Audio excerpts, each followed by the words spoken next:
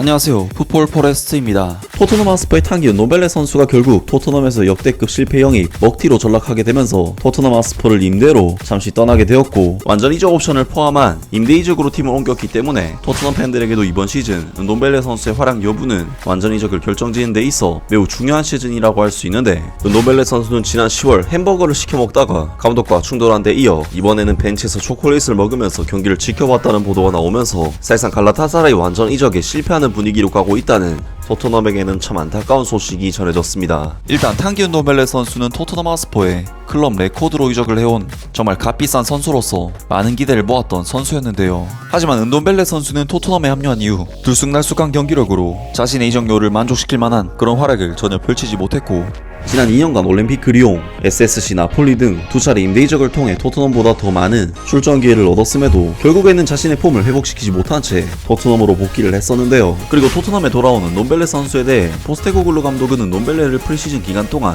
평가를 해볼 것이라는 다소 의외의 판단을 내리면서 논벨레 선수에게 마지막 기회가 이번 여름에 주어졌었는데, 결국 정규 시즌에 돌입하자 포스테코글루 감독은 논벨레 선수를 도저히 안되겠다고 판단을 했는지 프리미어리그 개막 후 모든 경기와 심지어 카라바오컵 경기에서도 논벨레 선수를 명단에서 제외를 시키면서 결국 터키 슈페르리그의 갈라타사라이로 완전 이적 옵션이 포함된 임대 이적을 통해 보내게 되었습니다. 논벨레 선수는 토트넘 하스퍼에서 주급을 3.3억 원이나 축내는 선수였기 때문에 주급을 절감할 수 있는 임대라도 보낸 것이 토트넘에게는 충분히 좋은 소식이었는데, 안타깝게도 토트넘 하스퍼는 논벨레 선수의 주급 75%에 해당하는 엄청난 금액을 여전히 지급해야 하며, 완전 이적에 성공한다고 해도 논벨레 선수를 최초로 사들였을 때 이적료의 4분의 1도 안 되는 214억 원의 이적료를 그것도 5년 동안 분할로 지급한다는 세부 조항이 알려졌고, 토트넘에게는 거의 울며 겨자 먹기 수준의 딜이었기 때문에 보내도 문제, 안 보내면 더 문제, 그냥 논벨레 선수 자체가 문제가 심각했습니다. 그래도 어쨌든 논벨레 선수를 공짜로 내보내는 것보다는 5년 분할로라도 200억 원을 받아내고 주급 3억짜리 선수를 팀 스쿼드에서 없앨 수 있다는 것이 이득이기 때문에 이번 시즌 논벨레 선수의 갈라타사라이에서의 활약은 토트넘 하스퍼에게도 정말 중요하다고 할 수 있는데, 터키 현지 매체의 보도를 인용한 팀토크에서는 논벨레 선수가 갈라타사라이에서도 사실상 적응에 실패했다는 소식을 전해왔습니다.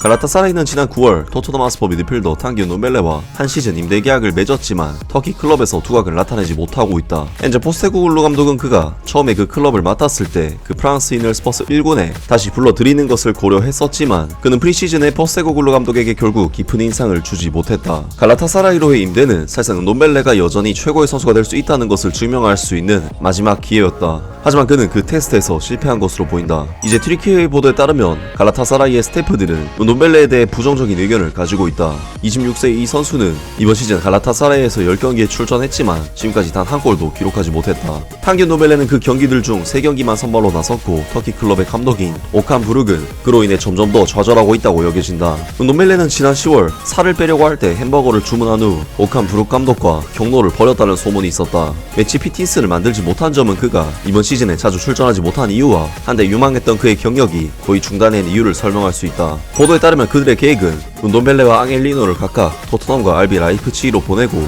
그 후 그 듀오를 대체할 것이라고 한다. 2019년 7월 토트넘 하스퍼는 논벨레와 6,300만 파운드의 구단 역사상 최고의 이적료를 기록했지만 이 이적은 어느 쪽의 기대에도 부응하지 못했다. 그는 스퍼스에서 총 91경기에 출전해 10골을 득점했다. 논벨레는 지난 시즌 나폴리에서 임대 생활을 하며 이탈리아 세리아 우승을 도운 역할을 했지만, 당연히 나폴리는 논벨레와 영구 계약을 맺는 것을 반대하기로 결정했다. 라면서 탕기은 노벨레 선수가 갈라타사라이에서의 적응 실패로 완전 이적 가능성이 매우 낮게 평가된다는 소식이 전해졌습니다. 또한 터키 현지 매체에서는 노벨레 선수가 경기에 나서지 못하는 경기에서는 항상 벤치에서 초콜릿을 먹으면서 경기를 지켜본다면서 햄버거에 초콜릿까지 먹거리를 주체하지 못한다는 소식이 연일 이어지고 있는데요. 물론 햄버거와 초콜릿 맛있죠? 맛있는데 축구 선수로서 퍼포먼스를 내려면 날렵한 몸매와 관리는 필수라고 할 수 있고, 특히나 노벨레 선수의 장점은 스킬풀한 온도볼 능력에서 나오는 것이기 때문에 그만큼 많이 뛸 수 있고 빠르게 움직일 수 있을 때 더 장점이 극대화될 수 있는 선수인데, 노벨레 선수는 최근 갈라타사라이에서 상당히 살이 오른 듯한 모습을 볼 수가 있는데요. 예전에 손흥민 선수의 아버지 손흥정 감독이 손흥민 선수가 아시안컵 기간 동안